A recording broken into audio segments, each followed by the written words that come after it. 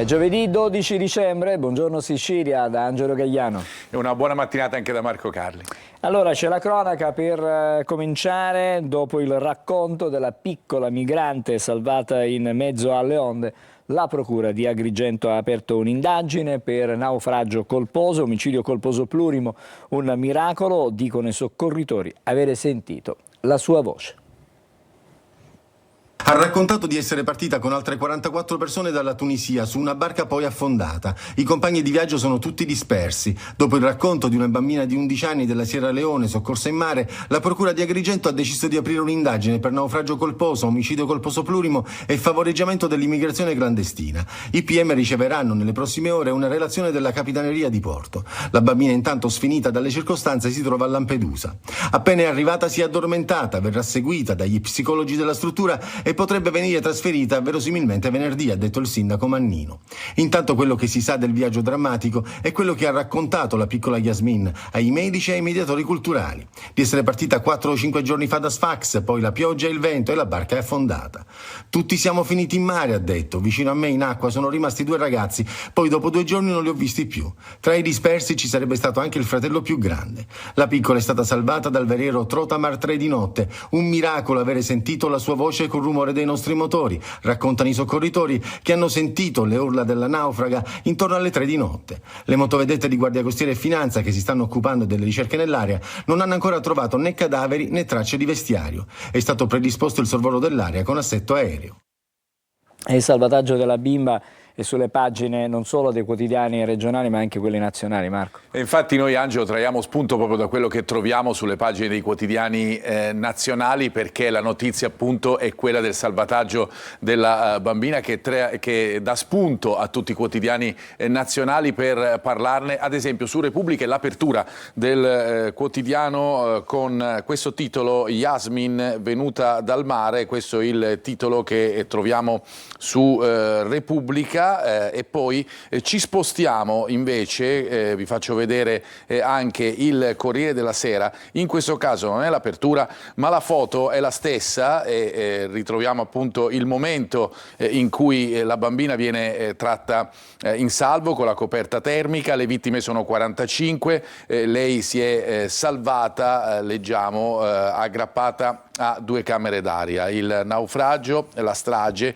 Yasmin 11 anni, sola in mezzo al mare. Altro quotidiano, in questo caso La Nazione, e anche in questo caso la foto, quella che vediamo, quella che abbiamo trovato su quasi tutti i quotidiani, che racconta anche il modo in cui la bimba si è salvata, autenticamente aggrappata alla vita. Bimba viva grazie alle camere d'aria che l'hanno consentito appunto di restare viva per 72 ore. E adesso un caso tutto siciliano, è la vicenda Scieri. La Corte d'Assise d'Appello di Firenze ha ridotto le pene per i 2 ex caporali accusati di concorso in omicidio per il decesso di Emanuele Scieri, il paracadutista siracusano che è stato trovato morto nella caserma Gamerra il 16 agosto del 1999. 22 anni per Alessandro Panella e 9 anni e 9 mesi per Luigi Zabara. E questa è la pronuncia della Corte d'Appello di Firenze nei confronti dei 2 ex caporali accusati di concorso in omicidio per la morte del paradileva siracusano Emanuele Scieri, trovato cadavere ai piedi di una torre di prosciugamento dei paracadute il 16 agosto 1999 nella caserma Gamerra di Pisa, 3 giorni dopo il decesso. Una parziale revisione, quella della Corte d'Appello, che ha ridotto le pene di primo grado di 4 anni per Panella e di quasi 9 per Zabara. Non importa sia stata ridotta la pena, ma che sia stata affermata la responsabilità dei 2 imputati, ha detto Francesco Scieri, fratello maggiore di Emanuele. Non è soddisfatto della sentenza invece il difensore di Zabara, l'ex caporale, che ancora oggi ripete di non essersi trovato presente quella sera in caserma. L'obiettivo non era la riduzione della pena, dice il legale che annuncia ricorso in Cassazione, ma la sentenza di assoluzione per estraneità al fatto. Continua a dichiararsi innocente Panella. La vicenda di Emanuele Scieri fu difficile da ricostruire, rubricata nell'ambito del nonnismo. Già nelle motivazioni del della sentenza di primo grado era stato scritto che verosimilmente il 26enne allievo paracadutista aveva reagito ai soprusi dei suoi superiori, pagando questo con la vita. Sulla vicenda nel 2015 era stata formata alla Camera dei Deputati una commissione d'inchiesta che non ha dato credito alla tesi del suicidio. Troppo lontana dal cadavere sarebbe stata ritrovata una delle scarpe del giovane Parà, mentre una ferita sul dorso del piede e sul polpaccio sinistro sarebbero state incompatibili con una caduta. Secondo le perizie, il giovane morì dopo qualche ora di agonia ed un soccorso immediato avrebbe potuto salvarlo. E questa vicenda è certamente invece in primissimo piano sui quotidiani regionali. Esattamente, Angelo, ci spostiamo proprio sui quotidiani regionali, andiamo in primis sulla Sicilia di Catania, pagine interne, pagine regionali, troviamo il titolo che è questo: Sceri fu omicidio, condanne solo ridotte, il parasiracusano regge l'accusa contro gli ex caporali. Vi facciamo vedere anche questa scheda che riassume tutto ciò che è successo, di una storia, di una vicenda che incomincia il 16 agosto del 1999, dunque 25 anni fa. Lo troviamo proprio qui in questa scheda, e poi ci sono tutte le tappe del processo fino all'ultima, quella del 29 novembre 2021, anzi la penultima, e poi quella del 13 luglio 2023 fino al provvedimento di ieri. Stesso titolo che troviamo anche su Gazzetta del Sud: omicidio Sceri, condanne ridotte, ma la tesi dell'accusa che resiste. Il paracadutista siciliano, vittima di violenti atti di nonnismo, morto appunto nella caserma Gamera di Pisa, come raccontavamo nel nostro servizio. Verdetto del processo di appello: 22 anni di reclusione ad Alessandro Panella e quasi 10 a Luigi Zabara. A te. E adesso parliamo di sicurezza sul lavoro. L'ultimo caso eclatante è quello di Calenzano, una strage di lavoratori. Secondo i dati dell'INAIL gli incidenti mortali sono in aumento anche nella nostra regione. 5 minuti. All'appuntamento col destino Carmelo Corso è arrivato 5 minuti prima. Alle 10:16 il suo accesso al deposito Eni di Calenzano. Alle 10:21 l'inferno di fuoco che ha devastato la pensilina e distrutto 5 vite. Una delle vittime di questo disastro è l'autotrasportatore di origini catanesi, una famiglia di operai che aveva lasciato la Sicilia quasi 60 anni fa. Era più fiorentino dei fiorentini, ricorda il fratello Luciano. Carmelo era la persona più buona del mondo, viveva per la famiglia. Il suo sogno sarebbe stato vedere crescere i figli, Elena e Dario, di 25 e 22 anni. Si svegliava ogni giorno alle 5 del mattino, racconta Luciano, e guidava fino alle 8 di sera. Unico svago, un corso di ballo con la moglie Tamara. Dato prima tra i dispersi, col telefonino che squillava a vuoto, Carmelo è poi entrato nel bilancio della sciagura, con 5 morti e 26 feriti, su cui la Procura di Prato ha aperto un'inchiesta. I reati ipotizzati, fra gli altri, sono omicidio colposo e disastro. Secondo una prima ricostruzione, l'esplosione sarebbe avvenuta per una fuoriuscita di carburante durante lavori di manutenzione. I magistrati parlano di scellerata condotta. In Toscana è giornata di lutto mentre i sindacati proclamano lo sciopero contro quella che è diventata una mattanza. Tornando in Sicilia, sono 71 i morti sul lavoro nei primi 10 mesi del 2024, in aumento rispetto all'anno scorso, quando erano stati 57. Lo dice il rapporto dell'INAIL presentato all'Assemblea regionale siciliana. Nell'isola si registra anche un lieve aumento degli incidenti sul lavoro, superiore a quello nazionale. Analizzando i singoli dati si scopre poi che il più al rischio è il settore della sanità e assistenza sociale, seguito dalle costruzioni e dal commercio. In questa triste classifica Catania in testa per numero di infortuni, seguita da Palermo e Messina. Ieri c'è stato questo report che comunque ha certificato, come abbiamo sentito nel servizio, che crescono purtroppo i morti sul lavoro.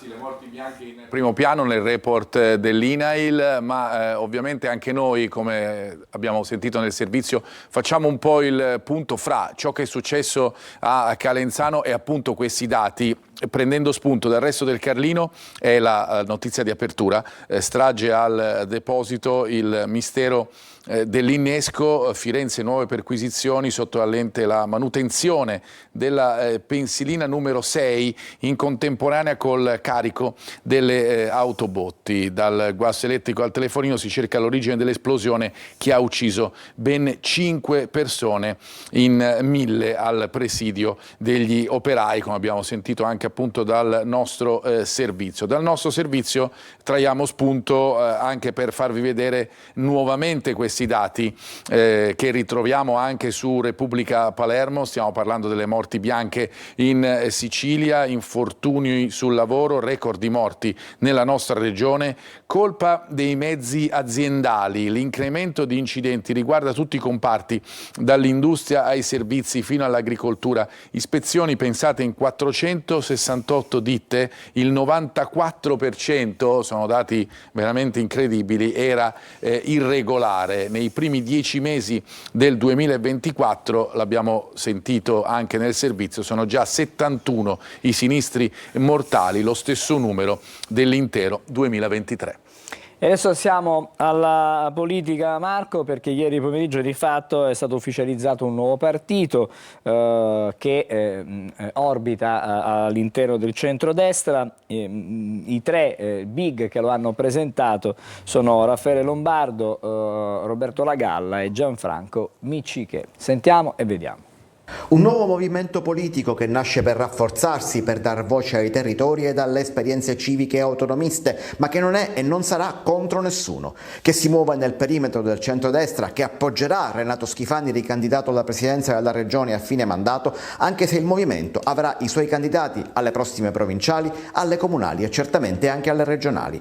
Nasce con questi presupposti l'alleanza ancora senza nome fra Roberto Lagalla, sindaco di Palermo, Raffaele Lombardo e il suo movimento per l'autonomia e Gianfranco Miccichè. Ci rivolgiamo naturalmente, stiamo saldamente all'interno del centrodestra, ma ci rivolgiamo anche a tutto quell'elettorato di frontiera, terzopolista o in alcuni casi anche addirittura di centrosinistra, che già in alcuni casi ci ha dimostrato di poter ampliare il perimetro del centrodestra. Messaggio chiaro poi a Schifani quando i giornalisti chiedono se Lagalla o qualcun altro stia pensando a candidarsi alla presidenza della regione. È una circostanza che escludo del tutto. E che il movimento si muova nel centrodestra lo ribadisce anche Raffaele Lombardo. Ci prefiggiamo di competere sia per le prossime elezioni provinciali, che noi ci auguriamo siano celebrate direttamente, scegliendo direttamente Presidente e Consiglio provinciale, che naturalmente per le prossime elezioni regionali. Carico e pronto alla sfida anche l'ex Presidente dell'Arse, ormai ex forzista, Gianfranco Miccichè. Io credo che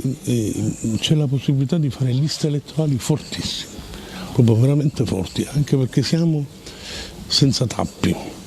Appuntamento dunque a febbraio per nome e simbolo del movimento, prima di parlare di candidati.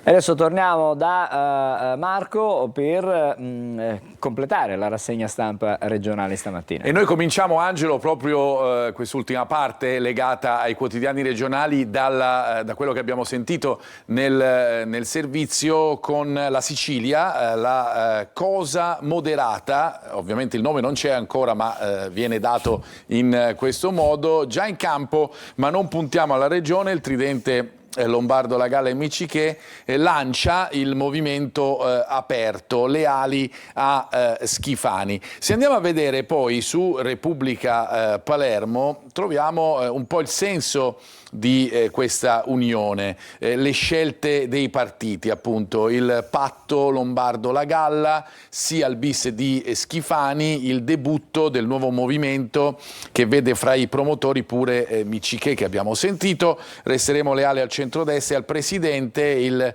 sindaco che dice interessato solo a Palermo. Ovviamente questi sono tutti i risvolti che riguardano poi la politica regionale, sono notizie di politica regionale che ritroviamo anche legate al Partito Democratico, dove ci sono altre discussioni in atto e le troviamo sempre sul Repubblica Palermo, primarie sì o no, il PD siciliano siciliano si spacca sulla scelta del leader. Dunque queste sono le notizie che ritroviamo e che andiamo a fare, in cui andiamo a fare anche il paio con appunto il battesimo del partito bianco, in questo caso viene chiamato così da Repubblica, di Lombardo La Galla e Miciché.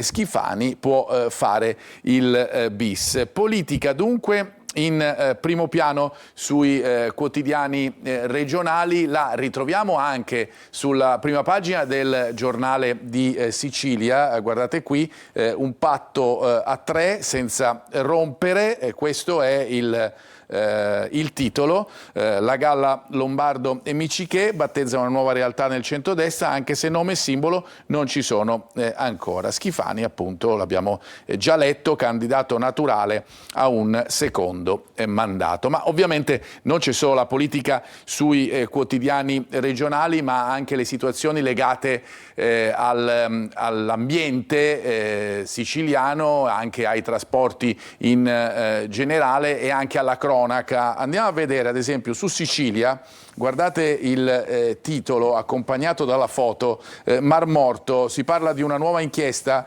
sui veleni di Siracusa, sversamenti abusivi dalla raffineria ISAB, indagato anche l'ex direttore generale, e ci sono anche dei dubbi dei lavoratori perché dicono giustamente qui ci viviamo noi, il problema lo abbiamo noi in primo piano. E infatti andando a guardare le pagine interne proprio della Sicilia, leggiamo sversamento abusivo della ISAB, l'altra inchiesta sul petrolchimico, mare inquinato, indagato anche l'ex direttore generale della raffineria per l'impianto aziendale. E guardate qui le contraddizioni del lavoro nell'industria, ci prendiamo in giro, ma il mare è nostro. Ho i parenti a Priolo, nelle intercettazioni degli investigatori ci sono i conflitti anche interiori dei lavoratori appunto del petrolchimico. Questa è un'altra notizia a cui dà grande rilievo la Sicilia. Andando invece su le altre pagine interne, ritroviamo invece l'operazione di cui abbiamo parlato nei telegiornali di ieri, l'operazione il Blitz a Catania, che ha coinvolto il traffico appunto di droga, i sacchi della spesa pieni di cocaina. Sta arrivando, queste alcune parti delle intercettazioni, sta arrivando, prepara la ciambella, la retata a Catania. I poliziotti registrano le consegne del narco trafficante calabrese. Andiamo a vedere anche quello che troviamo sulla pagina di Catania, proprio della Sicilia. Ieri all'alba scatta l'operazione Cemento, così appunto si chiama. La polizia colpisce 2 gruppi di narcotraffico. La droga è appunto un affare di famiglia. Ai vertici delle organizzazioni 2 vecchie conoscenze dello scacchiere mafioso etneo. Ci sono anche appunto le foto delle modalità di consegna di questo asse che si era creato appunto con la Calabria. A proposito, lo ritroviamo anche in quest'altra pagina di Repubblica Palermo, con il trafficante con il poster di Scarface, dalla Calabria 15 kg di cocaina al mese. E questa appunto l'altra situazione che appunto ritroviamo anche sulla pagina della Sicilia. Guardate qui, a casa del re della cocaina di Palermo, trono e quadri ispirati appunto al film Scarface. Questo per quanto riguarda la cronaca, ma vi diamo conto anche della situazione su Gazzetta del Sud, sul blackout idrico che c'è stato a Messina, l'improvvisa rottura della condotta del fiume Freddo. Oggi si torna alla normalità, ma bisogna trovare una fonte alternativa a una situazione complicata quella, insomma, delle condotte idriche nel Messinese, ma come sappiamo purtroppo in tutta la regione. Chiudiamo questa parte della nostra rassegna stampa dandovi il quadro della situazione del ponte sullo Stretto, che si aggiorna un po' ad ogni edizione di giornale, ad ogni edizione dei nostri telegiornali, con il punto sui costi e sulle penali. Lo fa la Gazzetta del Sud e lo ha fatto il sottosegretario dei trasporti Tullio Ferrante, intervenendo ai lavori della Commissione Ambiente della Camera. Le precisazioni sui rapporti tra la Stretto ed Eurolink e sul bilancio appunto dell'ANAS, sulle polemiche che abbiamo riscontrato nella settimana scorsa per questa infrastruttura che dovrà probabilmente vedere la luce. Angelo, a te. Grazie Marco. E allora adesso andiamo a sentire la Polstrada. Vedo già in collegamento da Siracusa il vicequestore, il dottore Giovanni Martino. Buongiorno, vedo anche stamattina siamo per l'appunto in strada per vedere qual è la situazione in Sicilia orientale. Buongiorno a lei che ci ascolta. Sì, siamo in strada, vediamo un po' rapidamente la situazione attuale. Abbiamo le code e i rallentamenti ormai cronici in tangenziale di Catania in direzione Siracusa e sulla diramazione che dall'altezza dello svincolo di San Gregorio conduce verso Catania Centro, dovuti inevitabilmente all'orario di punta e quindi al traffico che si va a congestionare. Per quanto riguarda la situazione autostradale, sulla Palermo-Messina persiste la chiusura degli svincoli tra Brolo e Patti, per cui occorre necessariamente uscire e poi riprendere l'autostrada, chiusura che però va concentrata chiaramente garantendo il massimo della transitabilità soltanto tra le ore 22 e le ore 06 dell'indomani. Per quanto riguarda l'autostrada Catania-Messina si stanno formando dei chilometri di code, siamo già a 2 chilometri di code poco prima dello svincolo di Ciriale a causa di un cantiere in atto. Sulla Catania-Siracusa registriamo alcuni rallentamenti, richiedo di fare massima attenzione perché abbiamo numerosi cantieri distanti tra loro ma presenti lungo l'asse autostradale dovuti al rifacimento della parte centrale dello spartitraffico che è in fase di modernizzazione, quindi questo comporta una parzializzazione della carreggiata e si transita solo su una corsia, per cui possibili rallentamenti prestiamo la massima attenzione. Infine parliamo un po' delle statali. Per quanto riguarda la 121, la Paternò-Catania, troviamo i soliti rallentamenti all'altezza di Piano Tavola in direzione Mister Bianco, dovuti anche lì all'ora di punta e quindi al traffico che va a congestionarsi, e sulla 192, dove sull'autostrada persiste la chiusura dello svincolo di Enna, per cui bisogna uscire per chi proviene da Catania necessariamente a Dittaino oppure a Mulinello. Sulla invece parallela 192 sono presenti dei lavori all'altezza di Dittaino, per cui occorre necessariamente, anzi si consiglia, perché non è necessario, ma si consiglia di uscire all'altezza dello svincolo di Agira per poi riprendere a Catania Nuova la direzione di marcia in direzione Catania, ma altrettanto consigliamo di fare per chi da Catania volesse andare in direzione Palermo. Vorrei ricordare che sull'autostrada A19 persiste il limite orario di 100 km/h su tutta la A19 Palermo-Catania, perché sono presenti numerosi cantieri autostradali e quindi è stato ritenuto opportuno abbassare il limite di velocità. E poi infine una raccomandazione a tutti: stiamo per arrivare all'inverno, le temperature abbiamo visto che stanno abbassando. Controlliamo bene in mezzo, soprattutto controlliamo lo spessore degli pneumatici prima di metterci in moto. Io direi che è tutto per oggi, vi auguro una buona giornata e dal compartimento Polizia Stradale della Sicilia Orientale buon viaggio.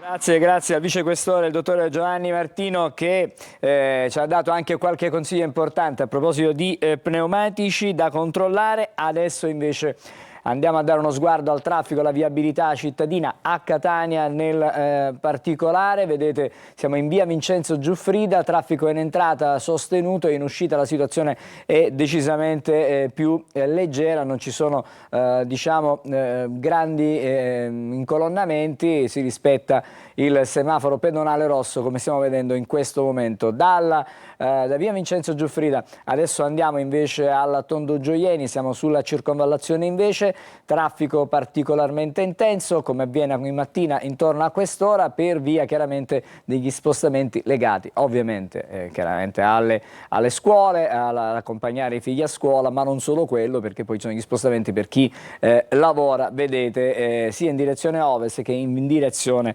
est, quindi sia in direzione Ognina che in direzione Mister Bianco. Ci dobbiamo fermare perché c'è una prima sosta, dopodiché torneremo di nuovo insieme e andremo con Marco Carli a leggere, abbiamo già visto in parte qualcosina, anche i quotidiani nazionali con le prime pagine e non solo. Tutto questo fra pochissimo.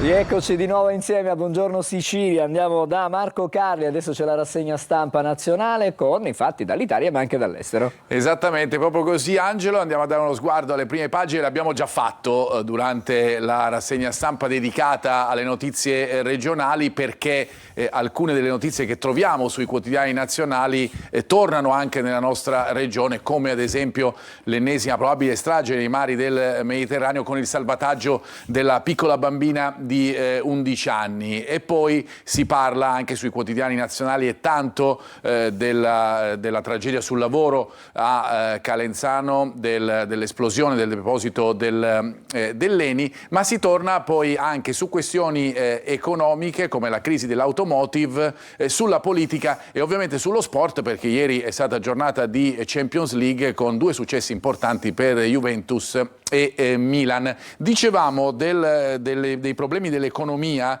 nel fatto specifico dell'automotive. Sul Corriere della Sera troviamo proprio l'apertura dedicata a questa notizia. La Unione Europea che apre sulle regole, l'industria in calo da 21 mesi, per cui praticamente quasi da 2 anni.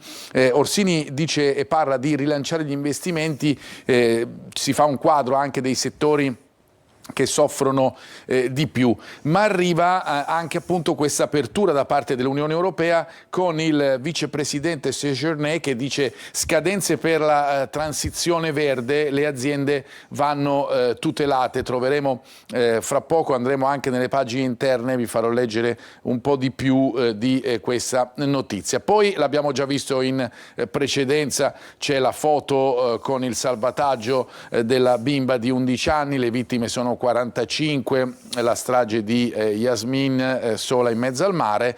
E poi quest'altra notizia che ha avuto tanto risalto nella giornata di ieri sulle testate nazionali, è successo a Milano, una mamma che è stata travolta e uccisa sulle strisce pedonali dal camion pirata proprio mentre portava a passeggio i suoi gemelli nel passeggino, arrestato appunto l'autista di questo tir pirata. Andiamo come sempre un po' ad approfondire con le pagine interne dei quotidiani, in questo caso del Corriere della Sera, partendo proprio dalla notizia dell'automotive che vi davamo in apertura e soprattutto a questi segnali che arrivano da Bruxelles. Siamo pronti a lavorare sull'addio a benzina e diesel, perché ovviamente un addio che ci deve essere ovviamente, ma il problema è come fare ad arrivare a questo addio, a questa rivoluzione green senza penalizzare le aziende, ed è proprio questo il punto che si va a ricercare tramite le parole appunto del vicepresidente. Le imposte italiane sono un punto, le imprese scusate italiane sono un punto di riferimento in questo caso. Dicevamo poi l'altra notizia appunto della bambina, l'abbiamo data già a inizio della nostra rassegna stampa, trovata a 11 anni, qui approfondiamo ancora un po' di più, in mezzo al mare, unica sopravvissuta al naufragio, Yasmin soccorsa da una nave tedesca in acqua per ore, aggrappata a 2 camere d'aria. La vicenda raccontata come al solito attraverso le schede con l'avvistamento e poi la situazione della bambina in ipotermia, ma ancora vigile appunto la piccola che poi è stata soccorsa. Andiamo poi infine su quello che è successo a Milano, ve l'avevamo detto, è una notizia che è stata l'apertura di tanti telegiornali ieri, una notizia di cronaca con la mamma uccisa sulle strisce, arrestato l'autista del camion pirata, feriti i 2 gemellini di 18 mesi, anche la nonna. L'uomo è ripartito, pensate, per andare poi al lavoro. E questo il passeggino per i 2 gemelli in viale Renato Serra, dove la mamma è stata travolta. E poi quello che hanno detto i testimoni: ha spinto lontano il passeggino, così la vittima ha salvato i suoi figli nel momento del tremendo impatto che le ha tolto la vita.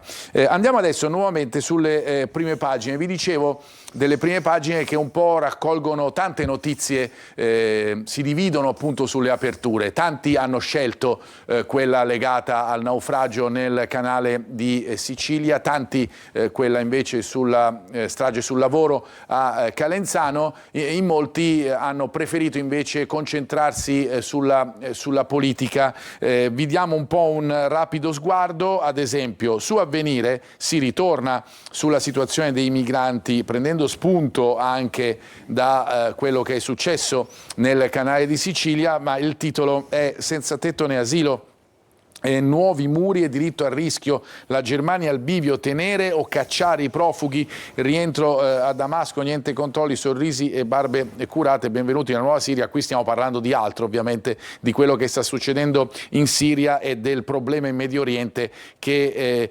continua. L'organismo della Chiesa italiana critica il piano europeo che restringe i limiti nella protezione umanitaria. Una parentesi appunto rispetto a quello che è successo e che ritroviamo invece sull'Unità. Questo è il titolo: un'altra strage di profughi, si salva solo una bambina, e addirittura è un titolo che contiene in questo sommario un'accusa abbastanza grave, perché eccolo, lo leggiamo: gli assassini sono a Roma ma in prigione ci vanno i naufraghi. Questo è il titolo che troviamo sull'Unità sulla vicenda di ieri. La Stampa invece decide di aprire su quello che succede in Medio Oriente. Ne parliamo praticamente ad ogni rassegna stampa. È una situazione intricata, difficile da risolvere, dove si trova una soluzione da una parte, stiamo parlando del Libano, se ne troviamo invece un'altra dove la soluzione non c'è, come in questo caso la Siria. Sulla Stampa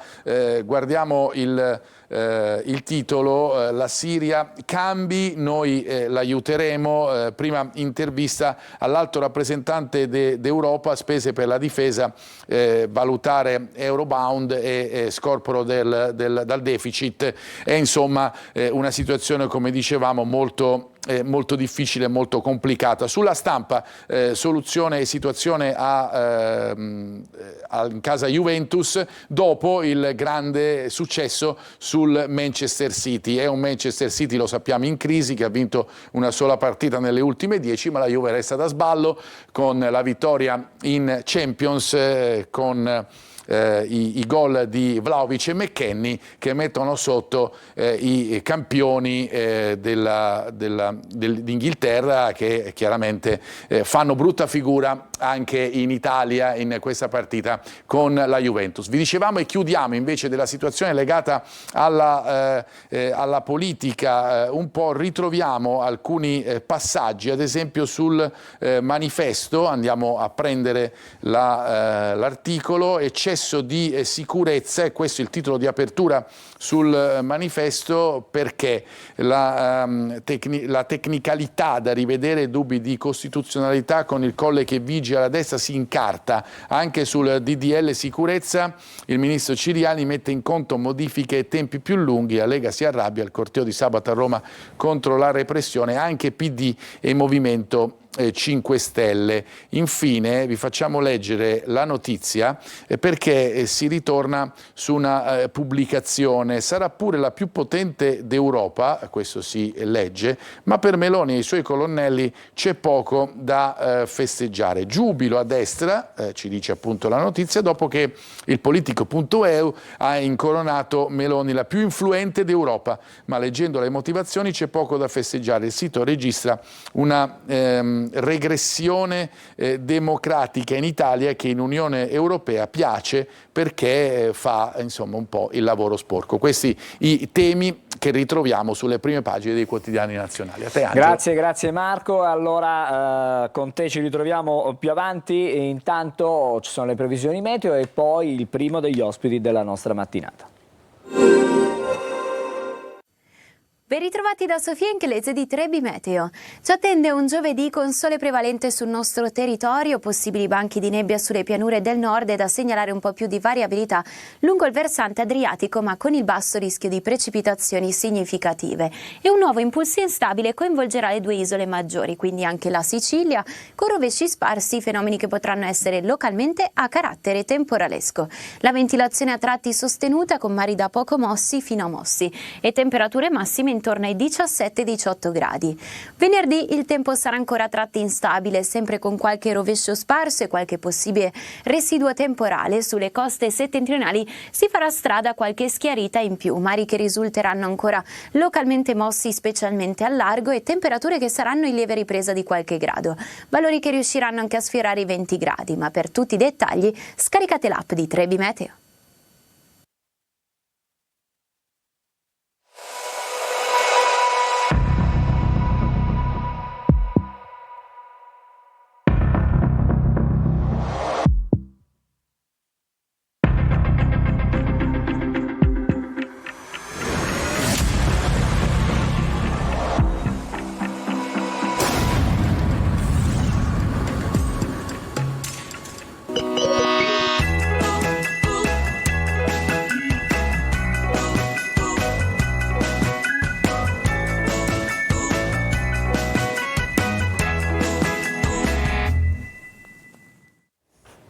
Allora, buongiorno Sicilia, come annunciato c'è il primo ospite in studio, do il benvenuto al dottore Francesco Scuderi, buongiorno. Buongiorno. Dottore commercialista e revisore legale. Stamattina parliamo del nuovo decreto fiscale che di fatto è stato licenziato, si dice così tecnicamente, dalla Camera ed è stato approvato, diventa legge. Allora, ovviamente adesso poi con la finanziaria si cercherà di portare delle modifiche, degli emendamenti. Salta all'occhio subito il fatto che, lo diciamo subito, il canone RAI intanto torna a 90 euro e quindi diciamo c'è subito un aumento. Però qualche cosina di positivo si può cercare di trovare. Ad esempio il bonus cosiddetto di Natale, questi 100 euro netti per i lavoratori. I lavoratori dipendenti, sì. Sì, praticamente è una misura che favorisce i lavoratori dipendenti, che sarà erogata dal datore di lavoro, il quale datore di lavoro poi potrà scomputarlo dai suoi versamenti sotto forma di compensazione. Quindi già, e la platea è stata un po' allargata rispetto a quelle che erano le previsioni. Sì, è stata allargata perché innanzitutto è stata allargata anche alle cosiddette famiglie monogenitoriali, cosa che prima non era prevista. Ed è stata prevista anche per chi ha un figlio, diciamo almeno un figlio. Quindi insomma rispetto un po' meno rigidi rispetto a quelle che erano le previsioni. Le previsioni iniziali, sì, si rischiava di doverle restituire. Cosa possiamo dire di questo decreto fiscale in generale? Allora, il decreto fiscale che è stato approvato proprio ieri dalla Camera mediante voto di fiducia, giusto per evitare lungaggini, sostanzialmente ha tanti provvedimenti principali, forse il principale è quello che riguarda il concordato preventivo biennale. Per chi ci ascolta e non sapesse cos'è il concordato preventivo biennale, è una misura, diciamo, di ispirazione anglosassone, cioè è una sorta di accordo preventivo col fisco che possono fare le imprese e i professionisti di piccole e micro dimensioni, cioè Cioè non lo può fare la grande azienda. Ecco, sono escluse le medie e le grandi aziende, perché riguarda soltanto le aziende che sono soggetti agli ISA. Questo acronimo ISA significa indicatore sintetico di affidabilità fiscale. Facendo un passettino indietro, giusto per maggiore comprensione di chi ci ascolta, diciamo così. ecco. Cosa sono gli ISA? Gli ISA sono una sorta di voto che l'Agenzia delle Entrate attribuisce ai possessori di partita IVA. Quindi una pagella. È una pagella, esattamente come a scuola va un voto minimo di 1, pessimo, e quindi probabilissimi controlli per chi ha un voto inferiore al 6 come a scuola, fino al 10. Questo indice di affidabilità fiscale, sintetico di affidabilità fiscale, serve all'Agenzia delle Entrate. Io tra l'altro oggi sono dottore commercialista e consigliere dell'ordine, ma fino al 99 ero un funzionario del fisco, quindi conosco anche, diciamo, l'altra parte della medaglia. E serve all'Agenzia delle Entrate a selezionare le pratiche meritevoli di essere maggiormente attenzionate. Quindi sulla base della dichiarazione dei redditi ogni partita IVA ha attribuito questo punteggio ISA. L'idea del governo di ispirazione anglosassone è quella di dare la possibilità a queste imprese, e gli ISA si applicano solo alle imprese che hanno un fatturato non superiore a 5 milioni circa, diciamo 10 milioni delle vecchie lire. Quindi è 5 milioni, 100, eccetera, eccetera. L'idea qual è? Quella di alleggerire l'attività di controllo degli uffici, escludendo tutti quei soggetti che hanno aderito a una proposta che l'Agenzia delle Entrate ha fatto in sede di dichiarazione dei redditi, perché questo concordato preventivo biennale originariamente la scadenza era prevista al 31 ottobre unitamente al termine di presentazione delle dichiarazioni dei redditi. In cosa consiste? Si compila la dichiarazione, si compilava perché è già scaduta la dichiarazione nel 2024 relativamente al periodo d'imposta 2023, sulla base del voto che veniva attribuito al 2023 e anche dello storico, diciamo, dell'azienda, l'Agenzia delle Entrate formulava una proposta proponendo dei redditi già preconfezionati sia per il 2024 che per il 2025. Quindi si ipotizza, no? Si fa un'ipotesi e si estende all'anno successivo. Sulla base di quello che è stato ci proiettiamo anche. Esattamente. La difficoltà qual era? 2024, diciamo già a fine ottobre, già i dati erano abbastanza consolidati. Il 2025 era un'incognita. Però bene o male questo giudizio su questo ci sono state tante critiche, come sempre, chi è favorevole, chi è contro. Innanzitutto c'è da dire che non si può generalizzare. Il concordato preventivo biennale è un abito su misura, è una proposta individuale che l'agenzia fa all'azienda, quindi ciascuna azienda ne riceve una. Anche perché ciascuna azienda ha una sua pagella, ecco. Non tutte hanno la stessa pagella. Infatti. C'è chi è bravo in italiano, magari ci sarà quello che è bravo in matematica. Più alto è il voto, migliore è la proposta da parte dell'agenzia. Se aderire o meno dipende anche dalle programmazioni che l'azienda fa, quindi dai propri budget. Uno strumento fondamentale nell'azienda è quella che è la previsione di quello che potrebbe essere l'andamento futuro. Quindi diciamo che quest'abito su misura è stata una ottima opportunità per molte aziende, lo è molto meno, soprattutto per le aziende, diciamo, meno abituate a... Mi faccia capire, se mettiamo un'azienda non aderisce alla proposta che arriva dal fisco, che cosa succede? C'è stata una grande polemica sull'argomento, perché dicevamo che la scadenza originaria era il 31 ottobre. Il decreto fiscale ha riaperto i termini proprio fino ad oggi 12 dicembre, l'ultimo giorno per aderire. In questo lasso di tempo, probabilmente perché le aziende, i professionisti che avevano aderito non erano quelli sperati dal governo, sono arrivate tutta una serie di lettere che l'Agenzia delle Entrate ha chiamato di compliance, cioè di collaborazione, ma in realtà sembravano un attimino minacciose, perché avvertivano che chi non avesse aderito a questo concordato preventivo era passibile di futuri controlli. Nennata l'avrà sentito sui media, una lunga querela. In realtà non è compliance, questo era solo un avvertimento, perché chi aderisce al concordato ha bassissime probabilità di essere sottoposto a controllo, se rispetta quei requisiti per non decadere. Il primo requisito che ricordo sempre a tutte le aziende e professionisti che hanno aderito è quello di pagare puntualmente le imposte. Ma in qualche modo per lo Stato, per diciamo, le casse dell'erario, è anche un modo per assicurarsi una entrata certa da determinate aziende, Esatto. che so, 1000, 100, 2000, 4000, 1 milione di aziende, però c'è un budget già su cui si può contare, no? Questo è l'aspetto positivo sia per l'azienda che per l'erario. L'erario fa delle previsioni più concrete sulla base delle adesioni. Per le aziende, io ho la fortuna di seguire alcune aziende multinazionali. Quando un'azienda straniera deve aprire una filiale, sceglie ovviamente dove ha maggiori vantaggi fiscali, minore burocrazia e quant'altro. Una delle domande che mi pongono frequentemente, diciamo sempre, anzi più che frequentemente, è il cosiddetto tax planning, cioè una pianificazione fiscale. Un'azienda estera vuole sapere quanto è il suo carico fiscale negli anni successivi. Diciamo che questa è una previsione molto complessa perché le nostre norme fiscali variano praticamente di settimana in settimana e quindi questi tax planning più che altro hanno dei dati molto spesso non concreti ma fantasiosi. Chi ha avuto la possibilità di aderire a questo concordato ha questo vantaggio, può fare una seria pianificazione di quello che sarà il suo carico fiscale per il prossimo biennio 24-25.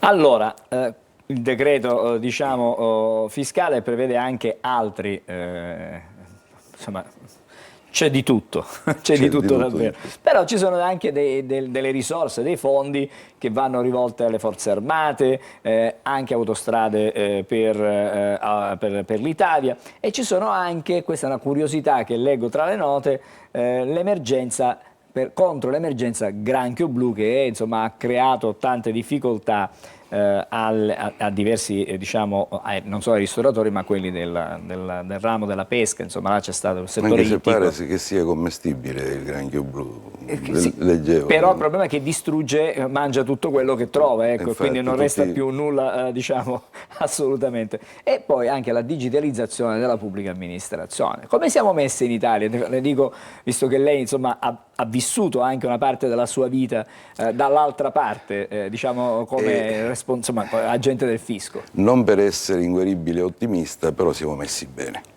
Devo dire che la digitalizzazione, le faccio un esempio su tutti, la fattura elettronica, che inizialmente era stata vista diciamo, con molto sospetto, in realtà ha reso semplice il lavoro nostro perché non c'è più diciamo, la caccia alle fatture, in quanto vengono consegnate nel cosiddetto SD, servizio di interscambio dell'Agenzia delle Entrate, e quindi il professionista che ha delega può regolarmente scaricarle e registrarle.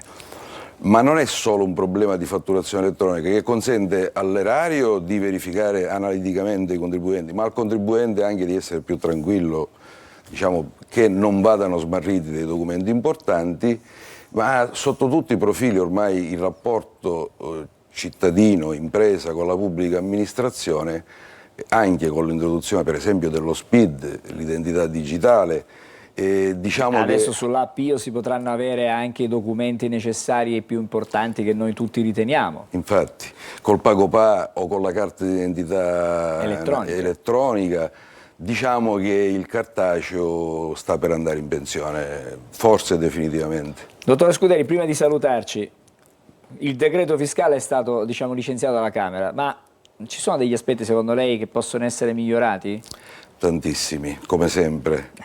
E fra l'altro la legge di bilancio che sta seguendo il suo iter parlamentare, ci sono migliaia di emendamenti in fase di discussione, sicuramente potrà portare qualche miglioramento. E quindi insomma, ma uno in particolare ce lo può evidenziare? Io volevo evidenziare che questa legge di bilancio naturalmente sono 144 articoli e centinaia di pagine.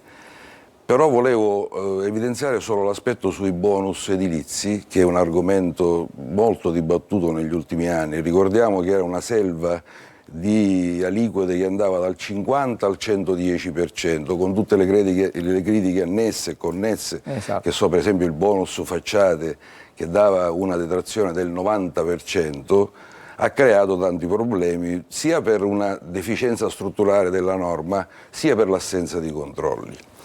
La previsione di questa legge di bilancio, però sono in corso diversi emendamenti sull'argomento, è di ridurre i bonus sostanzialmente a 4, quindi ristrutturazione, eco bonus, sisma bonus e bonus su mobili e grandi elettrodomestici, di ridurre l'aliquota per tutte e quattro i bonus al 50% se è prima casa, e ridurlo invece al 36% nel caso di residenze secondarie o altri immobili che non siano adibiti ad abitazione principale. Insomma, c'è tanto da lavorare, entro il 31 si deve fare, si deve approvare necessariamente quella che è la legge di bilancio per il nostro Paese. Grazie al dottore Francesco Scuderi, dottore commercialista e revisore legale, che ci ha dato delle indicazioni a 360 gradi, chiaramente la materia è vastissima, nel tempo che abbiamo a disposizione non possiamo sviscerare tutto. Grazie e buon lavoro. Grazie a lei. Adesso ci fermiamo, fra poco torniamo a Buongiorno Sicilia, cambieremo argomento e parleremo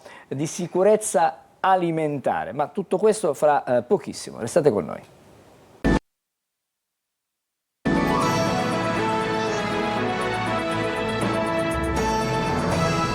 Di nuovo benvenuti a Buongiorno Sicilia, come anticipato adesso parliamo di sicurezza alimentare, non solo nei ristoranti, lo facciamo con un esperto, Cristian Fioriglio, buongiorno. Buongiorno. Biologo, tecnologo alimentare, nonché tossicologo forense. Allora, adesso cerchiamo di capire la sicurezza per tutti noi, anche quando ci siete al ristorante, è fondamentale. Assolutamente. Tutti i giorni, quando mangiamo, qualsiasi cosa mangiamo, ma quando poi andiamo al ristorante è ancora, diciamo, più importante, perché di qualche giorno fa la notizia di una bimba che a causa di uno shock anafilattico purtroppo è morta dopo aver mangiato un piatto di gnocchi. Allora,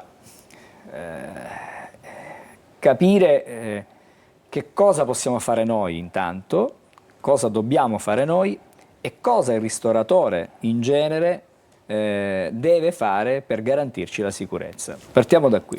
Allora, intanto premetto che quello che è avvenuto, il tragico evento della piccola Marta di 9 anni, è proprio stato un vero shock anafilattico. Questa è una reazione allergica grave e severa, perché diversamente dalle reazioni allergiche lievi e gestibili che si possono avere, che compaiono solitamente dopo l'ingestione di un eventuale allergene a distanza da 2-4 ore, questa invece avviene in pochissimi istanti dopo l'ingestione dell'allergene, se parliamo in termini alimentari, ma potrebbe esserci anche un aspetto inalatorio, quindi ambientale, o da somministrazione da farmaci.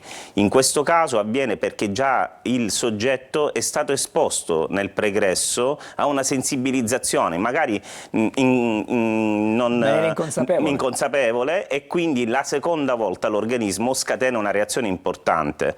Ecco, nel caso di Marta è avvenuta poco dopo, diciamo una trentina di minuti, appena almeno così la cronaca dice che appena è tornata a casa ha avuto i primi sintomi, ma solitamente avviene proprio nell'immediatezza dell'ingestione dell'allergene. Trattamento qui. Voglio capire che cosa si può fare in quei momenti. L'unica cosa, soprattutto per i bambini, è la somministrazione di adrenalina, perché il corpo reagisce coinvolgendo più apparati, il sistema circolatorio, il sistema respiratorio, e pertanto l'unica cosa lì da fare, perché si va incontro nella stragrande maggioranza dei casi a morte, e quindi l'arresto cardiaco è uno dei primi sintomi evidenti che compare. La prima cosa da fare è la somministrazione di adrenalina, questo ormone indotto quindi dall'esterno con un'autoiniezione che solitamente i soggetti allergici sono a conoscenza e portano dietro con sé doppie dosi, e c'è un motivo perché portano con sé doppie dosi. Questo va a restringere i vasi sanguigni, aumenta la frequenza cardiaca, dilata le vie aeree, e quindi il corpo lo predispone ad affrontare questo attacco, che poi sostanzialmente è un attacco quasi autoimmunitario, perché il nostro sistema immunitario, che erroneamente interpreta quell'allergene come una minaccia. Bisogna difendersi, bisogna trovare un sistema, abbiamo spiegato cosa bisogna fare nell'immediatezza. Poi chiaramente bisogna andare in ospedale, bisogna andare a dagli esperti e dai medici per curarsi. Però bisogna prevenire tutto questo. Bisogna prevenirlo, non è semplice, soprattutto per quanto concerne i bambini. Deve sapere che addirittura oggi l'Istituto di Sanità ha dato gli ultimi dati dove è in crescita la percentuale dei soggetti allergici, soprattutto nella fascia tra i 0 e i 3 anni, quindi capisce bene com'è difficile andare, diciamo, a conoscere se un soggetto è allergico o meno. Quali sono questi alimenti, queste sostanze che possono provocare un'allergia, una reazione? Capisco che ognuno di noi può essere allergico oppure intollerante a qualsiasi cosa. Per esempio nel caso di Marta sembrerebbe essere stato diciamo, il frumento, quindi capisce bene che in tantissimi alimenti è presente anche sotto forma di farina come coadiuvante per determinati alimenti. Ma sostanzialmente gli allergeni più comuni sono latte e uova, crostacei, quindi abbiamo anche arachidi e frutta secca. Questi sono quelli gli allergeni più classici, ma ha detto bene che tutti gli alimenti possono diventarlo. E quando torniamo al ristorante, come ci dobbiamo comportare noi e quali sono gli obblighi del ristoratore rispetto alle persone che comunque sanno o sospettano di essere intolleranti, oppure perché c'è una differenza tra l'intolleranza e l'allergia? Sì.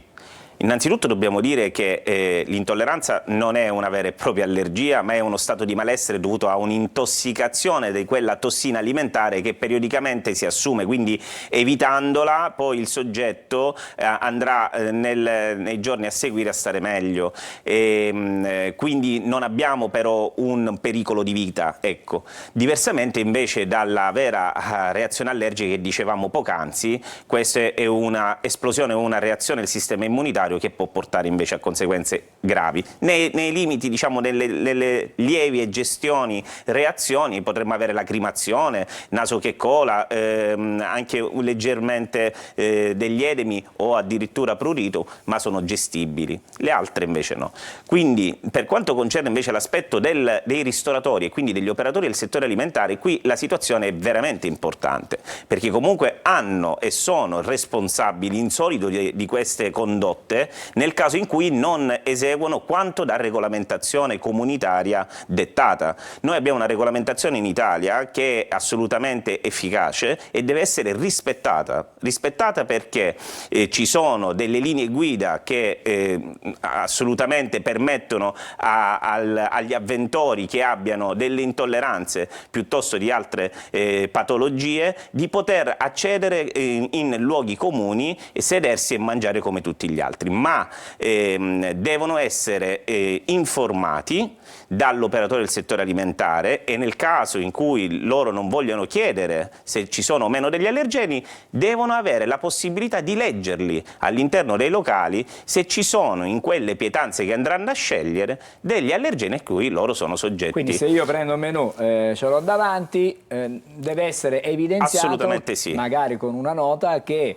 su questa portata c'è presenza di...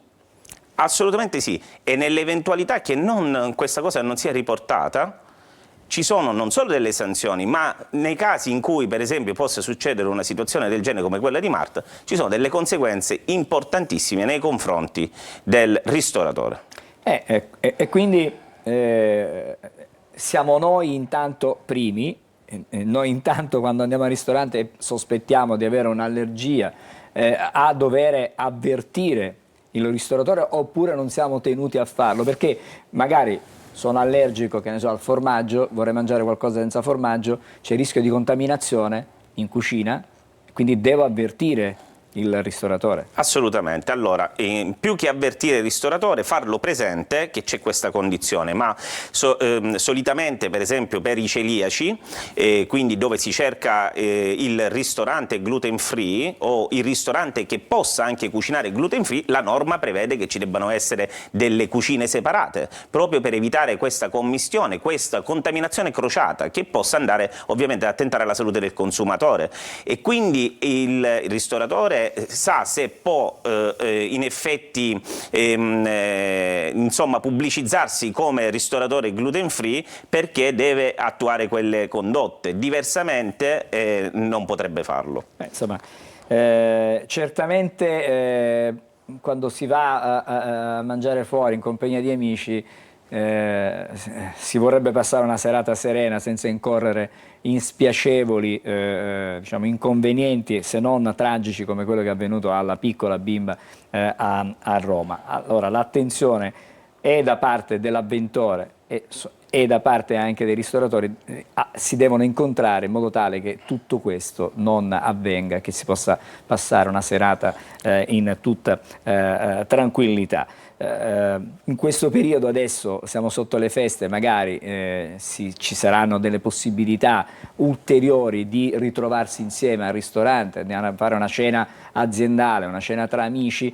L'accortezza è quella di chi ha un'allergia di fare attenzione, ma dall'altra parte i ristoratori devono seguire quelle sono le linee guida dettate da un regolamento europeo che è stato pubblicato nel 2011. Sì, poi è stato rivisitato nel 2021, è il 1169 del 2011, ma noi, ripeto, abbiamo una forte regolamentazione, quindi non c'è assolutamente pericolo se vengono seguite le linee dettate. Grazie a Cristian Fioriglio, biologo, l'abbiamo detto, tecnologo alimentare, tossicologo forense, ci ha dato un'ulteriore spiegazione, un approfondimento di quelli che sono i rischi e come si può stare tranquilli quando si va a mangiare fuori al ristorante, e non solo al ristorante, anche quando si mangia a casa, perché magari si porta a casa qualcosa di cui uno sconosce di essere allergico, quindi deve fare attenzione. Siamo noi che dobbiamo conoscerci per primi e poi dopo chiaramente evitare spiacevoli conseguenze. Grazie ancora, Grazie. Una buona giornata, ci fermiamo ancora, fra poco andremo a Siracusa, perché domani si festeggia Santa Lucia, che è la santa patrona di Siracusa, e i festeggiamenti stanno per entrare nel vivo. Tutto questo fra pochissimo.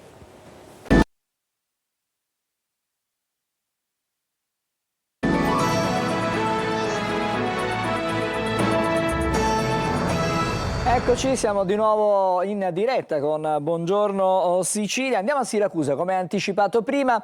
Per noi c'è Francesco Aloi, siamo vicini al momento clou dei festeggiamenti per Santa Lucia. Lo vedo già in Piazza Duomo collegato, con lui c'è anche il presidente della Deputazione della Cappella di Santa Lucia, Giuseppe Piccione. Buongiorno. Ciao Angelo, buongiorno Sicilia, noi siamo in una meravigliosa e soleggiata Piazza Duomo che ancora è un po' vuota, lo vedete, ma domani sarà certamente piena all'inverosimile, come accade ogni anno, piena di devoti, migliaia e migliaia che verranno qui, ma che verranno qui anche tra poco, perché alle 12 ci sarà la traslazione del simulacro di Santa Lucia dalla nicchia, dove è custodito per tutto l'anno, all'altare maggiore. Alle 11 ci sarà l'omaggio dei Vigili del Fuoco che con l'autoscala doneranno una corona di fiori alla statua di Santa Lucia che si trova sulla facciata del Duomo, ma intanto io andrei dal Presidente della Deputazione, buongiorno. Tutti. Perché questa sarà una festa, anzi è una festa molto più importante delle altre, perché per la terza volta nella storia quest'anno arriverà il corpo di Santa Lucia da Venezia, è così? È così, è una festa che conclude un anno particolare, un anno luciano, un anno dedicato ad approfondire, a conoscere, a vivere meglio la testimonianza di Lucia.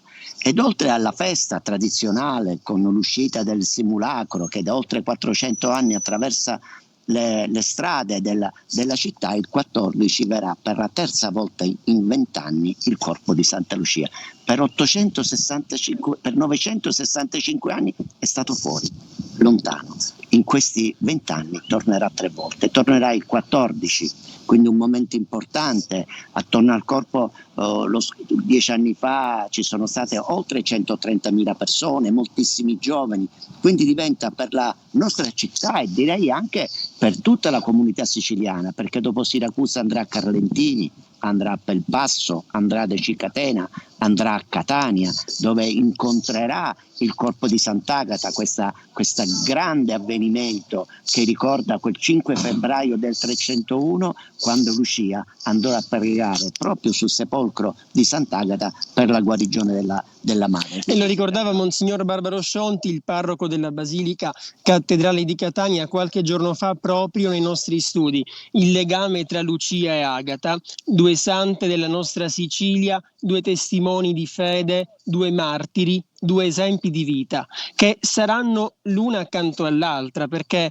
ci sarà per la prima volta nella storia il corpo di Santa Lucia accanto al busto reliquiario di Sant'Agata, esposti nella Basilica Cattedrale di Catania il 28 e il 29 dicembre. Esatto, ci saranno tanti avvenimenti che sono collegati. Il 29, per esempio, l'anno santo verrà aperto proprio con il corpo di Santa Lucia, così come a Siracusa eccezionalmente il 25 dicembre l'anno santo verrà aperto in cattedrale con la presenza del corpo di Santa Lucia.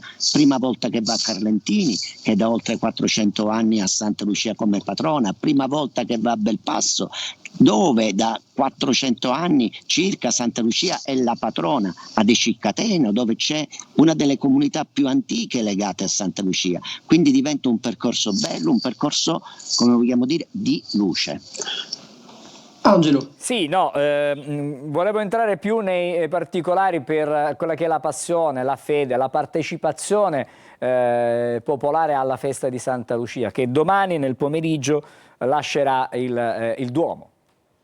Esatto, domani alle 15:30, come 400 anni fa, Santa Lucia esce dal Duomo, portata a spalla da 48 persone. Il nostro simulacro argenteo è del 1599, venne completato nel 1620, viene portata a spalla da 48 persone e c'è dietro tutto un meccanismo, il campanellaio che detti i tempi, i forcellai, i timonieri, i frazzoli, i capifrazzoli. C'è quindi un legame, una grande attenzione. Mentre andiamo in onda stiamo vedendo delle immagini, mentre siamo collegati con Siracusa, chiaramente si riferiscono alle celebrazioni delle degli anni passati. Un momento, sottolineiamo prima, di grande partecipazione da parte dei siracusani e non solo, perché a Siracusa per la festa arrivano anche dalle altre parti della provincia, ma anche da altre parti della Sicilia. Esatto, verranno anche dalla Calabria, ci sono molte presenze, da Capracotta verrà un gruppo con i propri costumi e i locali. Santa Lucia è una santa giovane, una santa tra le più conosciute, tra le più apprezzate del mondo.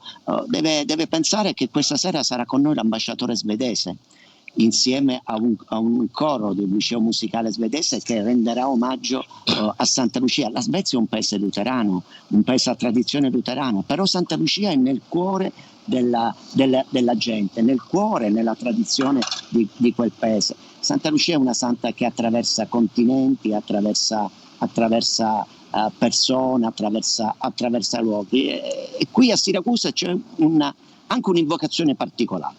Quando passa Santa Lucia per strada, l'invocazione delle persone siracusana è questo senso di appartenenza, questo senso identitario che fa Santa Lucia uno dei simboli più belli, più forti, più importanti e direi anche più teneri, più dolci e più armonici della nostra città. E poi aggiungerei, arriveranno anche devoti dall'Argentina, dagli Stati Uniti. Certo, c'è ormai una tradizione. In Argentina c'è una grossa comunità siracusana, ormai credo la quarta generazione, e negli anni 50 venne portato un simulacro con una nave, un simulacro in legno. Nel quartiere de Boca, a Buenos Aires, si fa una processione uguale a quella che si fa a Santa Lucia e tradizionalmente vengono dei fedeli ogni anno dall'Argentina come da Syracuse.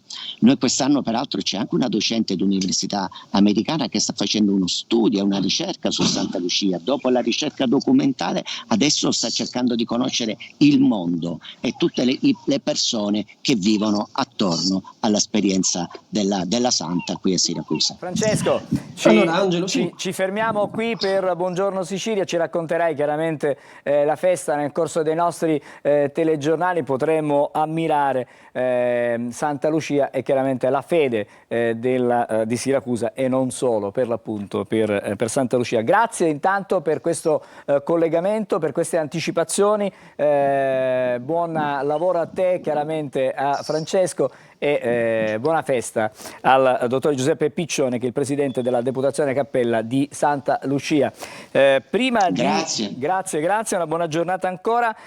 Prima delle pillole dell'almanacco, sono due aggiornamenti dalle agenzie, perché nel Messinese il titolare di una palestra è stato arrestato dalla polizia per violenza sessuale aggravata. La vittima sarebbe una 21enne che frequentava la palestra. All'indagato è stato contestato anche il reato di esercizio abusivo della professione di massaggiatore fisioterapista. E poi vi do anche un altro aggiornamento. Un tunisino ieri sera è stato trovato morto a Donna Lucata, da un mese non si avevano sue notizie. Il cadavere in avanzato stato di decomposizione è stato trovato all'interno della stanza che avrebbe dovuto essere l'ufficio del mercato del fiore, mai attivato. Adesso ci sono le pillole dell'almanacco e poi subito dopo andremo da Marco Amato. Oggi, 12 dicembre, si celebra la giornata mondiale della copertura sanitaria universale. Istituita dalle Nazioni Unite nel 2012 con l'obiettivo di attivare procedure utili sul tema dell'accesso ai servizi sanitari nelle agende governative degli Stati nazionali, riducendo le lacune nella tutela sociale e le disuguaglianze all'interno di uno stesso paese e tra i paesi, con equità ed accesso alle cure per tutti. Secondo gli ultimi dati forniti dall'Organizzazione Mondiale della Sanità, metà della popolazione mondiale non ha ancora accesso ai servizi sanitari essenziali, con milioni di persone che vivono in condizioni di povertà, con difficoltà nel sostenere spese per l'assistenza sanitaria. Le stelle visibili a occhio nudo sono state classificate nel II secolo a.C. dall'astronomo greco Ipparco, che le suddivise secondo la luminosità. Un sistema in uso ancora oggi. Sono circa 6.000 in tutto, ma a causa dell'inquinamento luminoso dalle nostre città se ne vede solo qualche centinaia di quelli che potremmo vedere.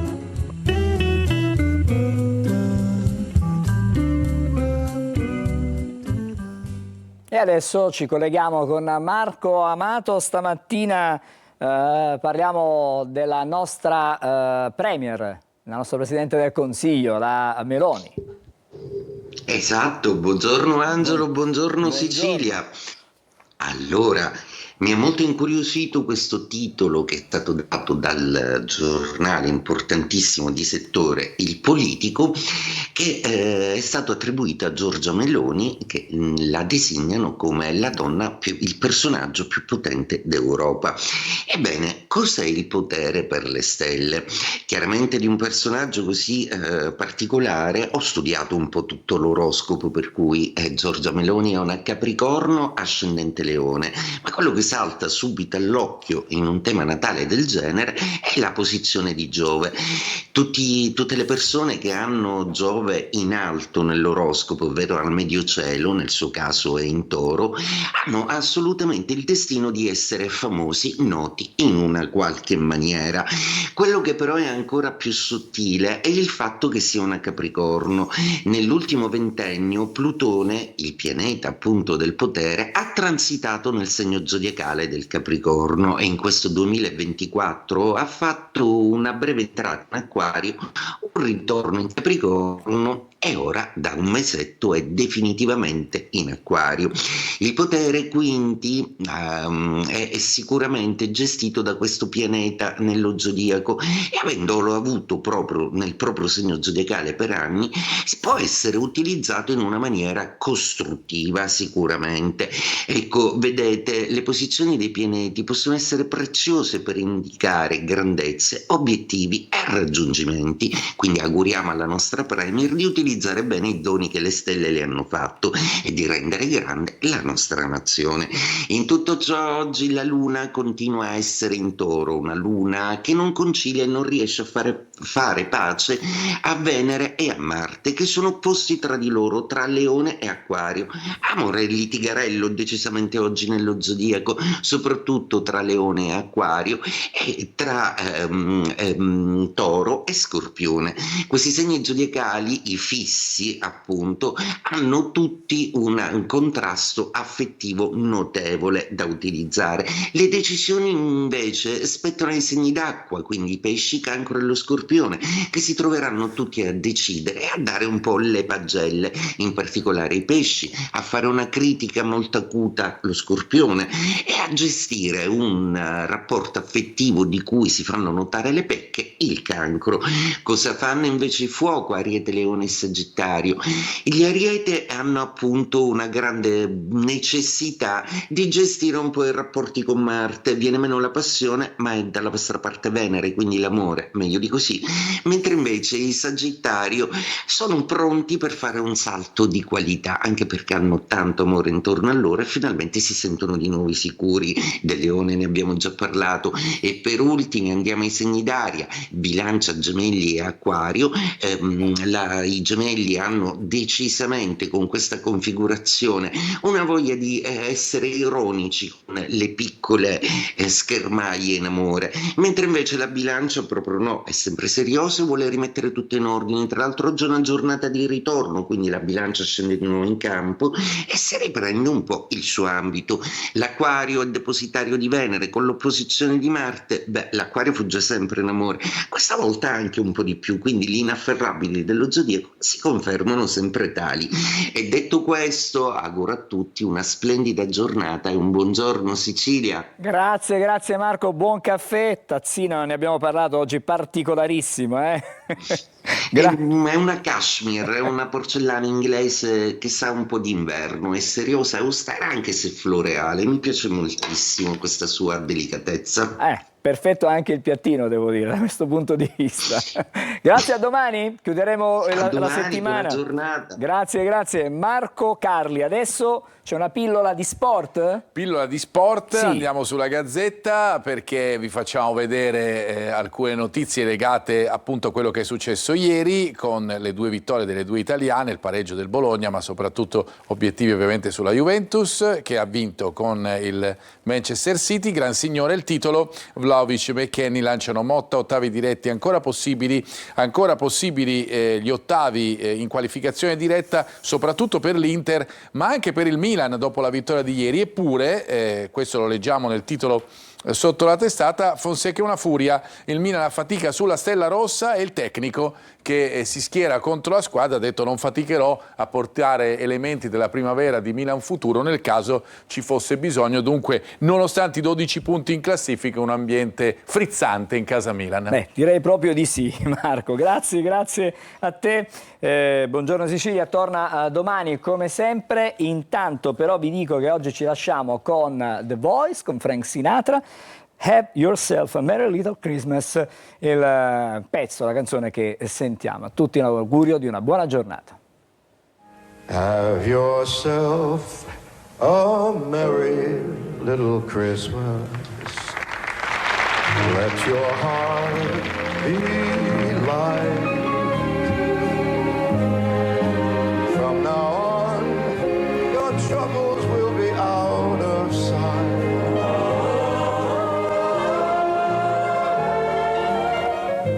Have yourself a merry little Christmas. Make the Yuletide gay. From now on, our troubles will be miles away.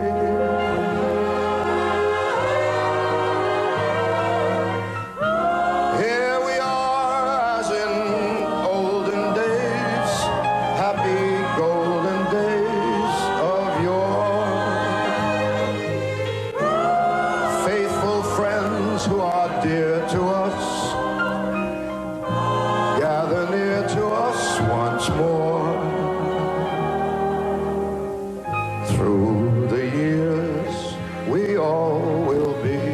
together if the fates allow. Hang a shining star